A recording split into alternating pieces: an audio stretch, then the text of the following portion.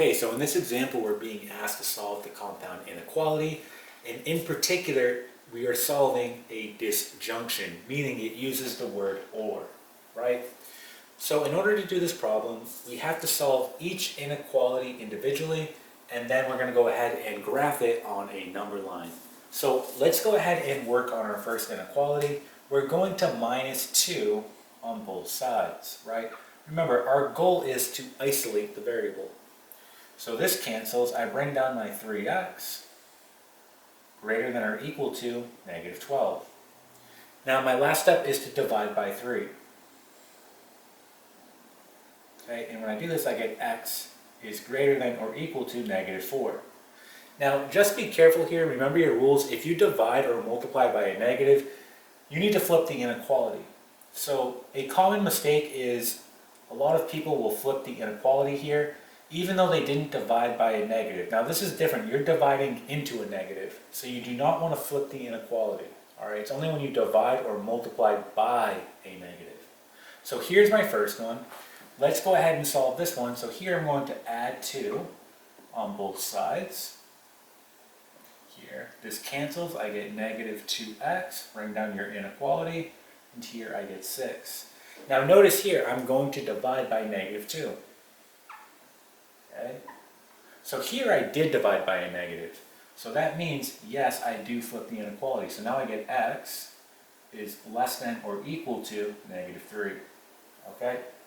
So here is going to be your solution. You have x is greater than or equal to negative 4,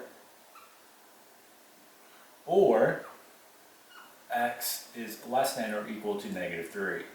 Okay? And graphing it on a number line, we're simply just going to go ahead and make these points.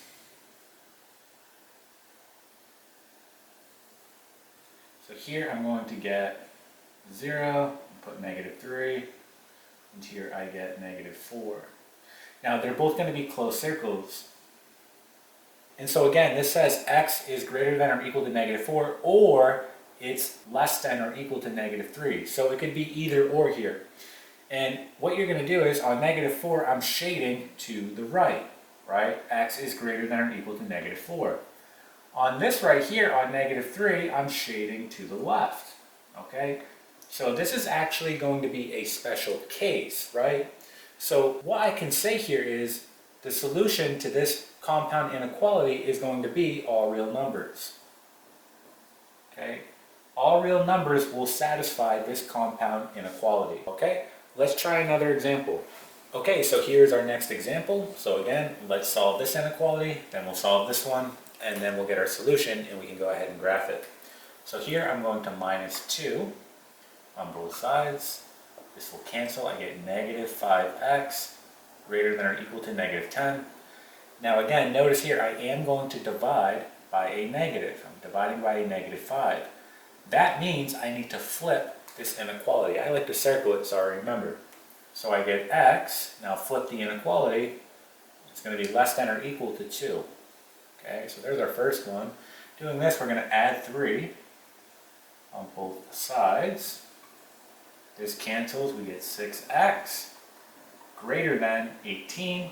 Our last step, divide both sides by 6. So we get x is greater than 3. So we can write our final solution the following way. We can say x is less than or equal to 2, or x is greater than 3. Okay? And then just putting this on a number line now. Putting it on a number line. Okay, this is going to be 0, this will be 2, and this will be 3. So notice on 2 it's going to be a closed circle because it's equal to. On 3 it's an open circle because it's not equal to. And again, this says x is less than or equal to 2, or in other words, all real numbers less than or equal to 2. That's going towards the left. Here we are going towards the left. Or it says x, or again, all real numbers greater than 3. Well, that's going to be going towards the right. And there it is. Right? So again, here is our solution, and here it is being graphed. All right, so that is how you go about solving compound inequalities and graphing them, and in particular, disjunctions. Okay, and that is it.